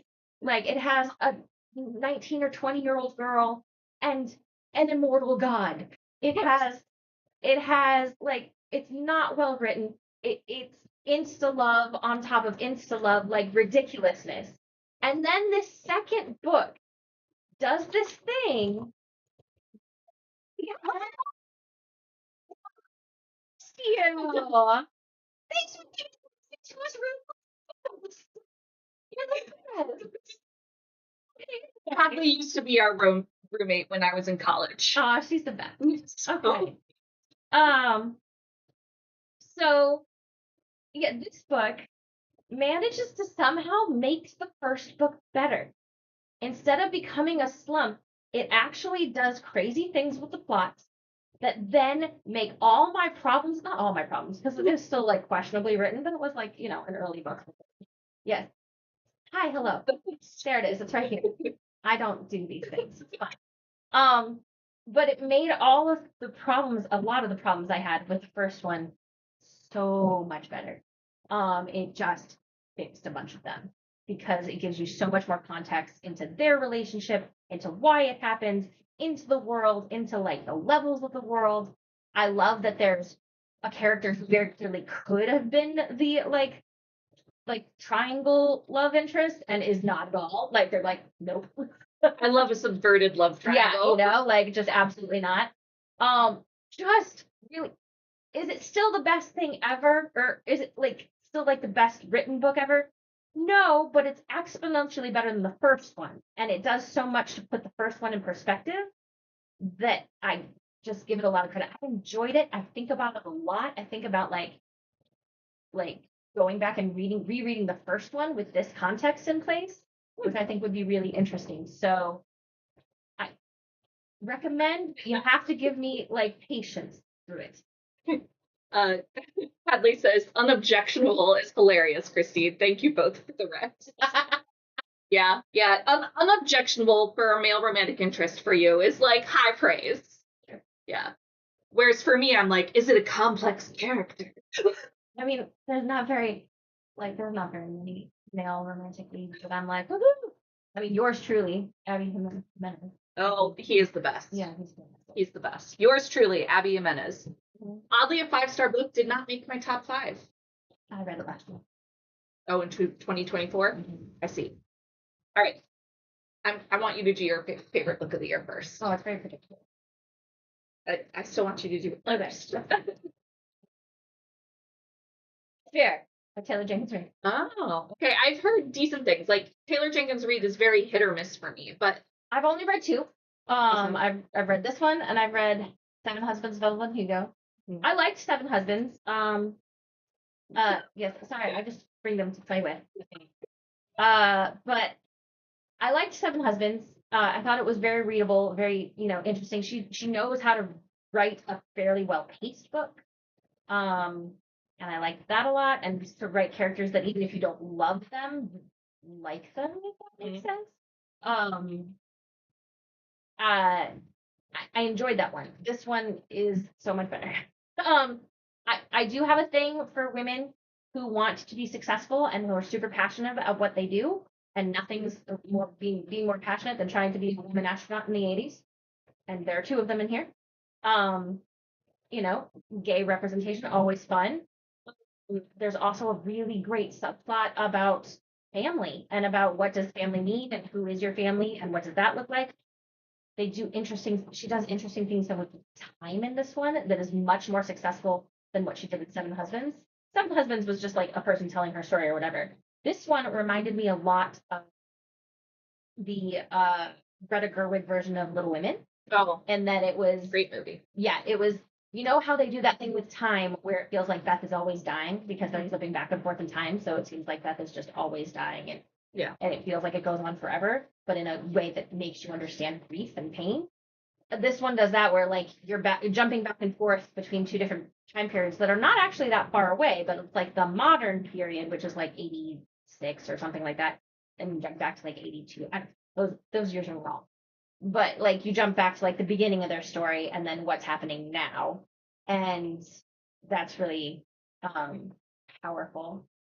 So it was really great. The ending is maybe a little abrupt, but in a way that like I kind of dig, sort of like in the way that the Martian ending is a little abrupt, but I still kind of dig.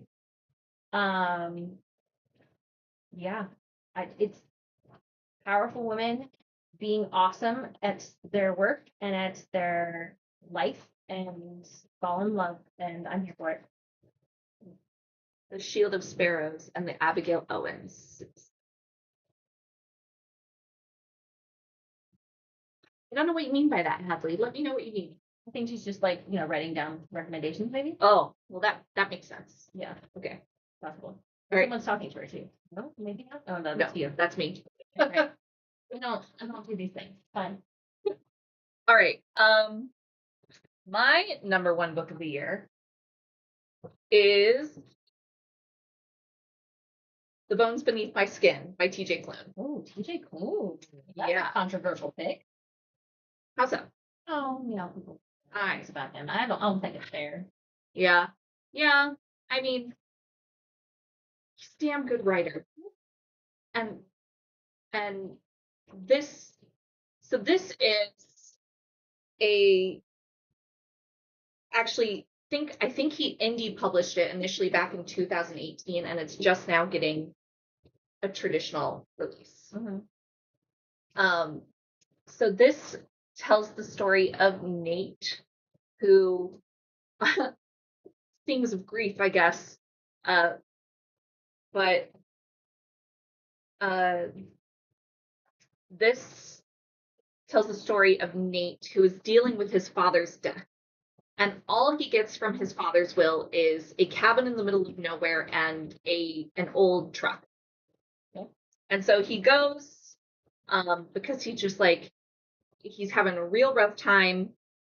And he goes to the cabin and he finds in the barn a man named Alex with a little girl who calls herself Artemis Darth Vader. Yes. This is Stephanie's avatar. Yeah. And like, I'm not sure if it's spoiling it. Let me see. Yeah, it's pretty. So this doesn't exactly spoil it. So I'll explain it in the way that the cover explains it. But Artemis, is not your typical little girl, right? And that Alex is her, like, was her bodyguard, but were her like captor bodyguard and then broke her out. And their kind of story, and of course Nate and Alex end up falling in love, and they're running from the people who had, Artemis like locked up, and it's just your typical TJ Klune. I think this is like, I've read a couple things by TJ Klune now. I've read the first 3 books in, I forget the name of the series, but the first book is called The Lightning Struck Heart, which was more of his like indie side and much much raunchier than his normal mainstream stuff like The House on the Cerulean Sea, which I know The House on the Cerulean Sea is the reason that TJ Klune is considered kind of controversial, because there were people who think that he was trying to profit off of the because he used the indigenous schools as inspiration for what happens to the kids in the House on the Cerulean Sea. So there are people out there who say that he was trying to profit off of that. And he did, to be fair, he did not handle the criticism very well. Yeah. Yeah, But it's also yeah, it's, I don't have fully formed feelings about that. Do know that he is a good writer. He's a good writer. And this is kind of the perfect bridge between those two series. Like it is like there's some steamy romance in here. My chili pepper like rating scale is like 1 would be like they kiss and maybe have like some more adult plots, right? 2 would be like fade to black. 3 is like in fan fiction what we would call like mature. Like yes, it happens on page, but it's very like flowery and metaphorical, right? Yep. 4 is like, no, this is a pretty explicit, descriptive spice scene. And then 5 is this book is about the spice. This is a solid 4 to me. I think he did Rebels level of like, Yeah. Heated Rivals to me, I haven't read it yet, but sounds more of what I would classify as a 5, where it is about the physical relationship. I haven't read the book. Yeah. I've only seen the show. Yeah. There's more in the show because they can show so much of that. Fair. But yeah, but it's got adventure, it's got romance. I laughed, I cried, and that's what TJ Klune's really good at doing. He makes you feel all the feelings. Yeah. I would be interested to read more by him that has a little bit more by way of plot. I've read House on the Cerulean Sea, which I enjoyed, but which definitely falls in like cozy. Yeah, this is not cozy. Like this is an adventure. Yeah. And then I read you will like this because Alex will remind you of Richard Dean Anderson Stargate SG-1. Oh yeah. Okay. Except gay. We'll buy bisexual. Yeah. What's Hadley say? Hadley said she was qualifying her statement and said are ones that I've hesitated to read, but I'm glad to hear they have Christie's sample book. Well, it's funny because if you hadn't said that, I had kind of written off Shield of Sparrows because I'd heard not great things about it. But I'm also like, I'll admit, I'm pretty basic. I like romantasy. So sue me. It's fun. It's entertaining. Do I think it's literary and amazingly written? No, but it's fun. And sometimes you just want. Yeah. I'm mostly a fun reader. I'm mostly a vibes reader. This year was a more serious year for me. I kept reading books about death for whatever reason. Not even intentionally. Just there was so much death in the books I read. Like the one I was saying about like the people who died and then ended up at a place to like train for something. That was Immortal Consequences. It's all about like life, the afterlife, but not the afterlife. Like I read this first book in the Scythe trilogy because it's James's favorite trilogy, and they wanted me to read that. And I was like, oh, this is not only about death, it's about oh, so heavy. Oh god, there were just so many books about death. Oh, I read the 13th Daughter, 13th Child, 13th Child. I have that.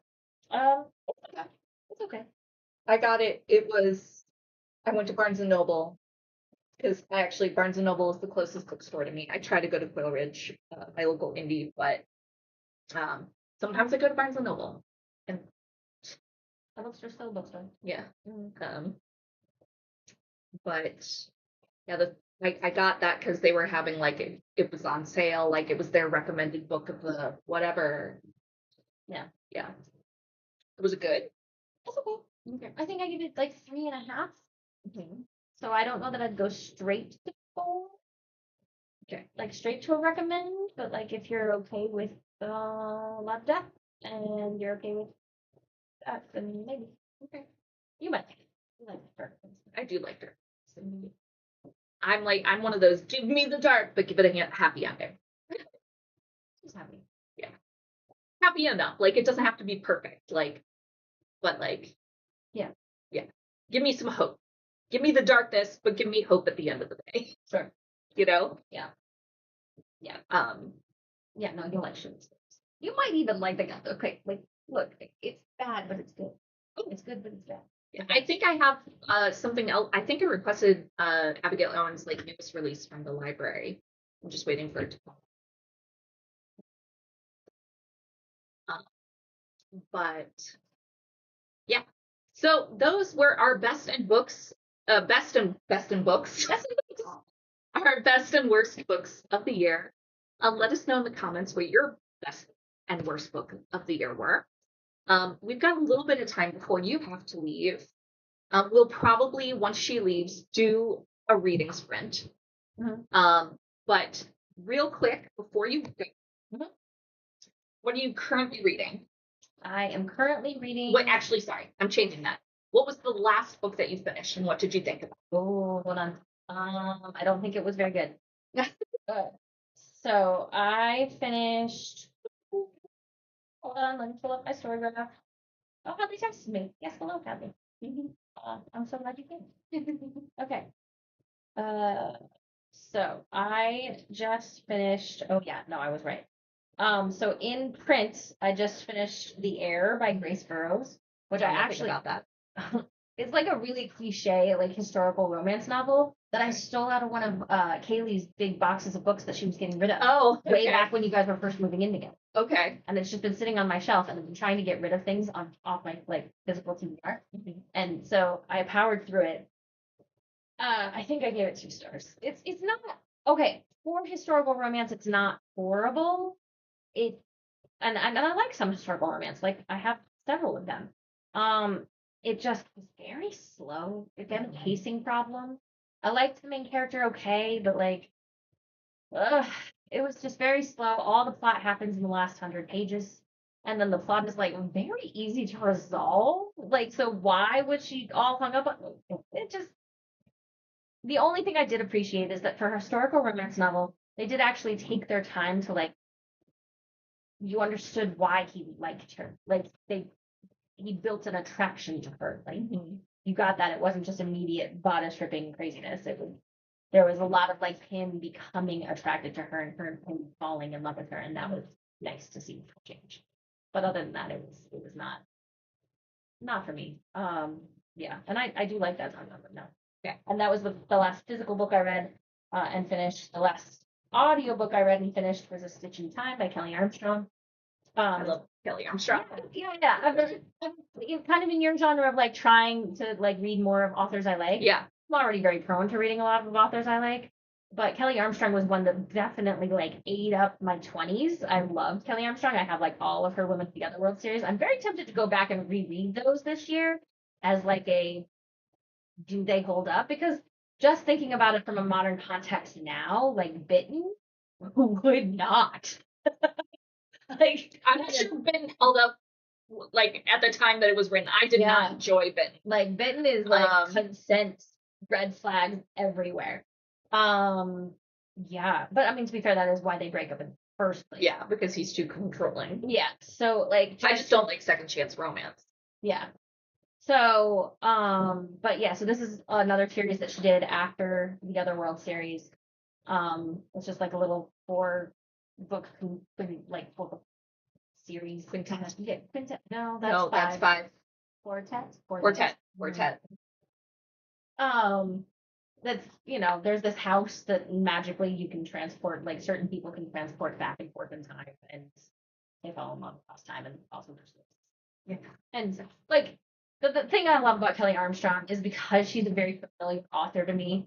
Like her books feel very comforting in that like they're not gonna break ground. They're not gonna be like anything hugely remarkable, but I'm always gonna probably enjoy them. Like I'm gonna find them unobjectionable. I'm gonna read them and have a decent time. Yeah. So yeah, that's what I'm thinking. Yeah. So I just finished in print, technically digital, like physically reading. I just finished The Blade Itself by Joe Abercrombie, which physically reading a 500+ page book for me is a lot. Yeah. And it did take me like 3 weeks. Reading consistently every day, but I get it. I get why people love this series, even just from the first book. The character work is so good. Like these are very morally complex, but still likable characters for the most part. Jezzel, who's like kind of the like romantic lead as much as there's a romantic lead, like his story has a romantic subplot. He's kind of a douchebag. But even by the end, I was like, I'm coming around to you, but you still got a lot of changing that needs to happen. But like then you have Glokta, who is like kind of a villain, but like they make it so clear why he is a villain, and yet he's somehow still kind of likable. You don't know why. And then Logan is my favorite character, which means he's probably going to die by the end of the series. That's true.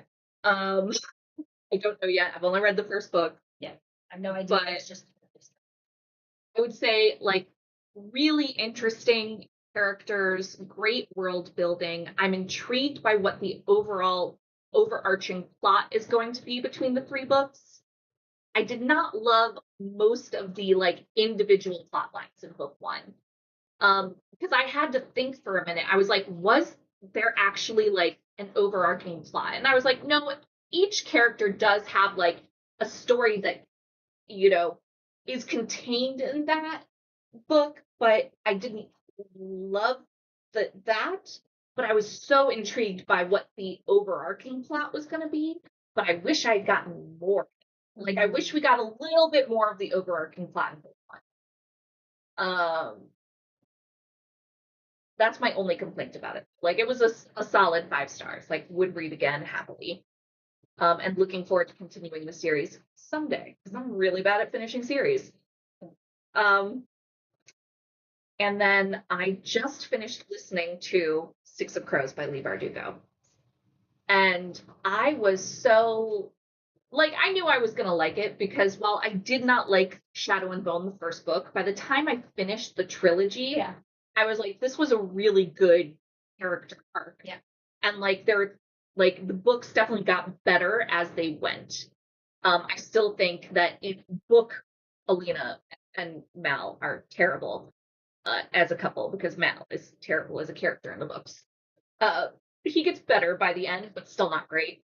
Whereas they fixed that in the show. I'm still mad that they canceled the show. I'm mad they canceled the Six of Crows spinoff, because the casting, having now read Six of Crows, the casting was perfect, minus Nina not being plus size enough, but I still love the actress who played Nina.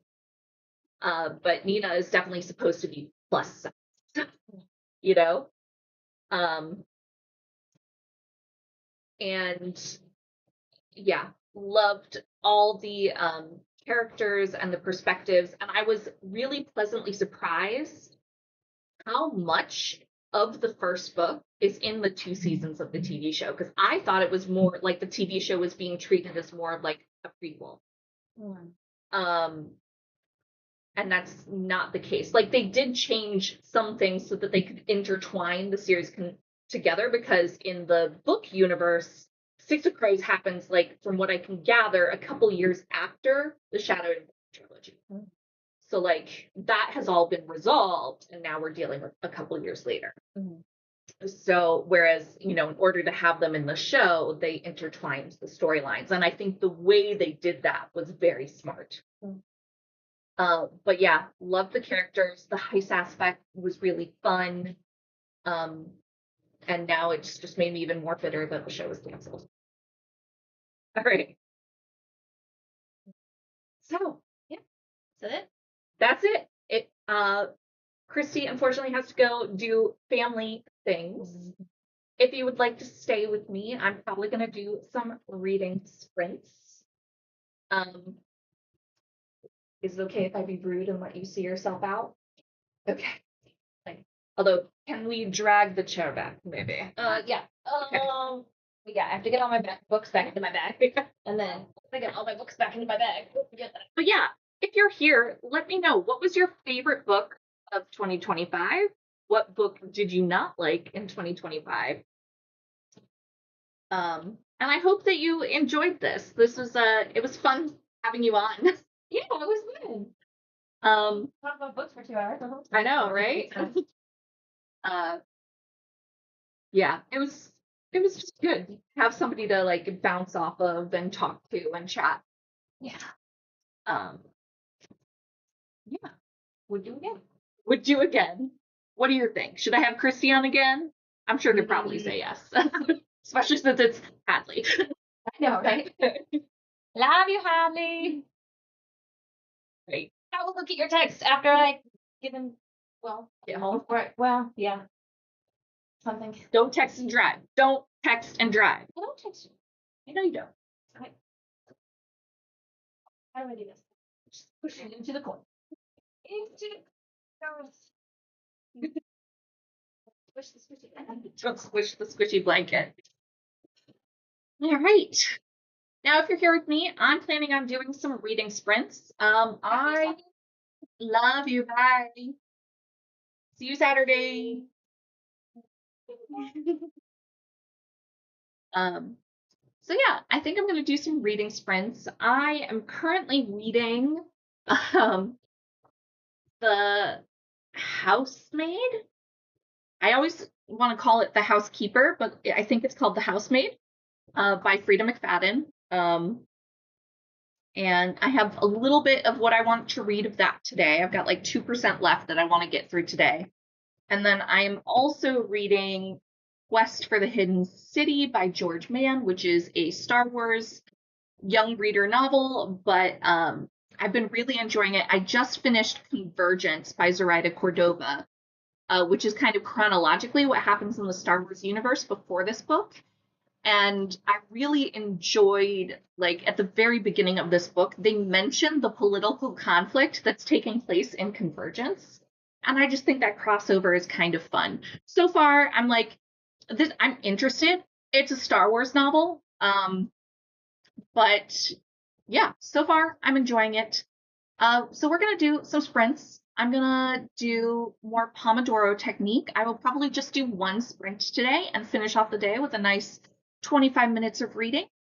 So yeah, let's go ahead and get started with that, and I'll see you in 25 minutes.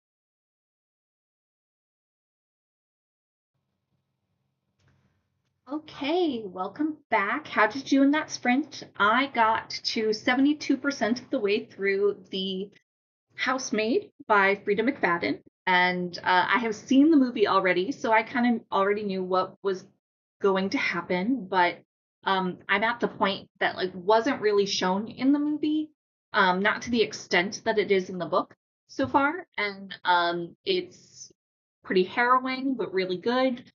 And then I switched over to uh, Quest for the Hidden City, and I read about 25 pages of that.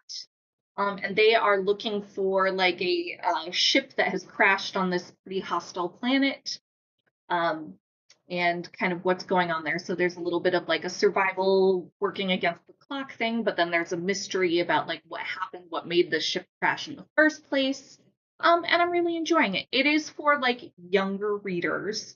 But I one of the things that I got just in the pages that I read while we were on stream here is there was some really interesting world building about Jeddah that we didn't know before, at least that I didn't know before, about there being like a hall of mirrors made out of kyber crystal in Jeddah. And I thought that was really interesting. But yeah, thank you so much for watching today. I hope you enjoyed me and my sister talking about our best and worst books of the year. Let me know in the comments what your best book and worst book were, and I will talk to you again soon. I'll do another live stream in 2 weeks, kind of talking about, I think, my weekly reset and like going over my journal lineup for the year, which does include my book journal. And so if you like that kind of content, tune in. But until then,